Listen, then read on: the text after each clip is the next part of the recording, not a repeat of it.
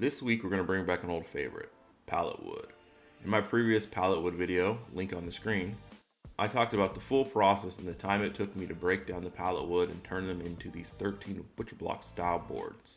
In that previous project, I only used 5 out of the 13 boards that we glued up, and today we're going to utilize the other 8 boards to make a leaf pallet coffee table inspired by Mike at Modern Builds. Link to that video in the description. The table that I'm making today is for my wife, who is from Guatemala.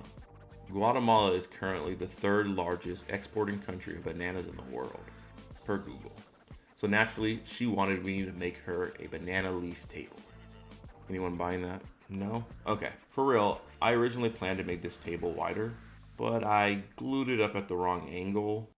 I don't really know what degree I was supposed to, as we were kind of doing this project on the fly, and mistakes happened. Well, duh.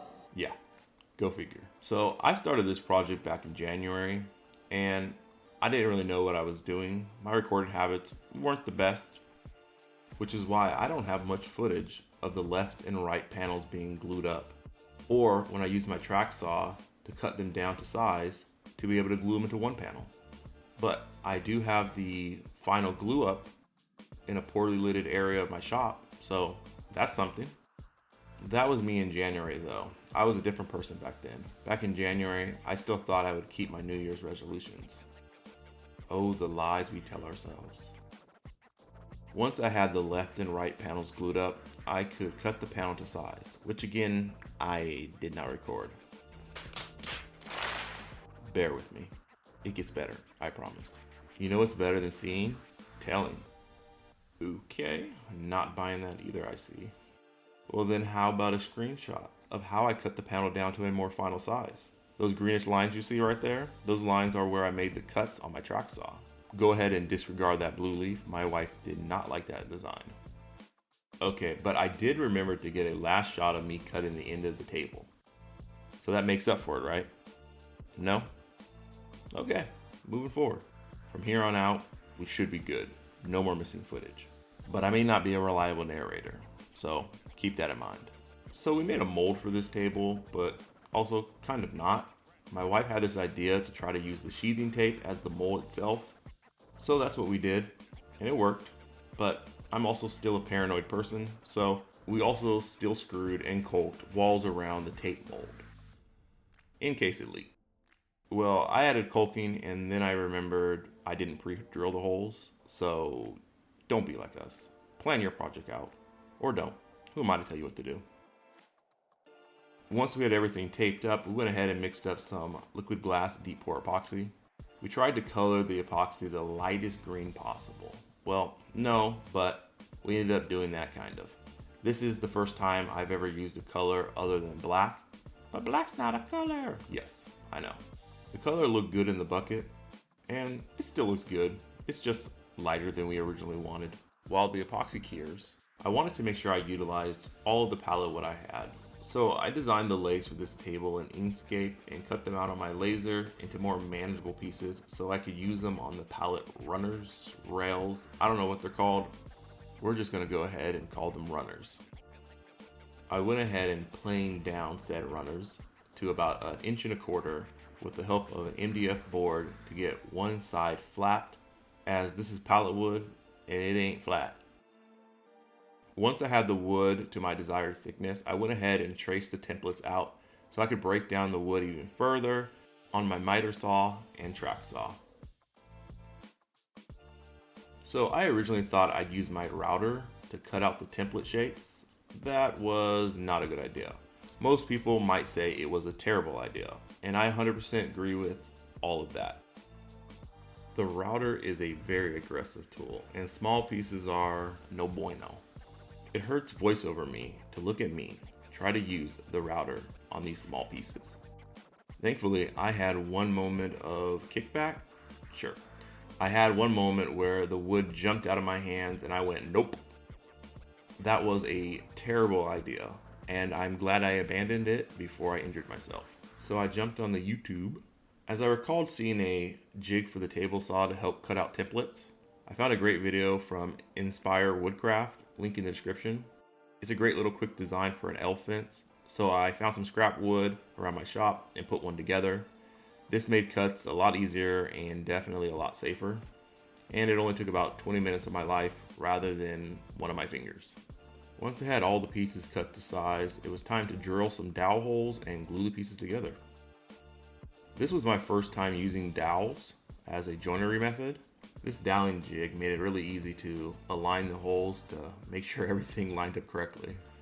I normally buy metal legs, but this year I'm working on expanding my woodworking skills and I want to take the time to build more legs for my projects.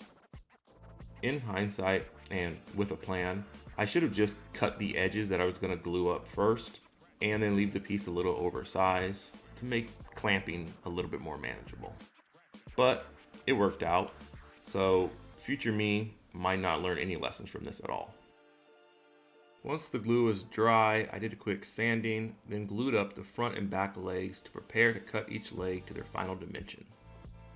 I went through the process of cutting the legs to size with my track saw, taking advantage of the dog holes in the table to make repeatable cuts. Next, I clamped down the legs and routed a slight roundover to all the exposed edges. A slight chamfer or roundover just makes you look like you know what you're doing. Well, maybe that's just me. Now I can go ahead and attach the right and left leg, or is it the left and right leg?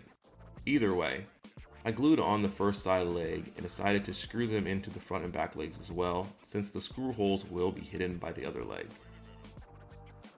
The second side leg, I'm going to use dowels to attach.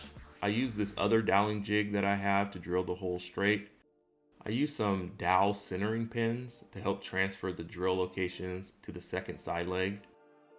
Now that we know where we need to drill, we'll use the same doweling jig as before to drill straight holes into the second side leg. Now all there's left to do is glue it and clamp it up. I made sure to clean up any glue squeeze out now to make sure I don't have to do any extra sanding later. While the glue was drying for the legs, I went ahead and cut out the shape for the banana leaf. I drew out the shape that my wife wanted and started cutting with my jigsaw. Side note, I hate the jigsaw. My jigsaw is like 12 years old at this point, and that's the excuse I use for why I suck at using it. But thankfully, for this project, it worked out great because any deflection in the blade I could just call adding character. Sanding, the unavoidable step that must be done. But once that's done, I can go ahead and take out my router and it's roundover time. Once we clean up any dust on the wood surface, we're ready to be able to add a seal coat of epoxy to the back side of the table, using a brush to help reach all those hard to reach areas. The seal coat left a very rough surface as expected, so we went ahead and repeated the sand, clean, and epoxy process. Once the table bottom was cured, we figured out the location we wanted the table legs. I wanted to use inserts to attach the legs, but due to the angle of the legs, that wasn't going to happen. So we went ahead and pre-drilled some screw holes. To finish off the top of the table, we decided to use more epoxy. My wife really wanted this high gloss look for this tabletop, so like before, sand, clean, add epoxy. It is truly like magic when the sanded epoxy meets the liquid glass. Seeing it go from a cloudy top to a glass-like finish is so satisfying. While the tabletop was curing, we went ahead and added a few coats of Danish oil to the table legs, waited about 15 minutes between coats, and wiped off any excess at the end. And here it is, a banana leaf coffee table made from Palletwood. My wife claims to love this table. I can't be 100% sure of that because I can't read her mind, but she did tell me to say she loved the table, and that is something. It was nice to try out some new techniques that I've never done before with this build. It definitely provides more confidence in myself to build my own legs in the future. Knowledge is power. It also helps that if I messed this table up, my wife would have still said she loved it, making me question if she really doesn't love it at all. But now we have a coffee table for our master bedroom, an unfinished master bedroom, but that's a project for another day. If you made it this far in the video, thank you for watching. If you aren't already subscribed, please go ahead and do so. And like the video if you don't mind. Have a great day. Si ven nuete. I do not know Spanish.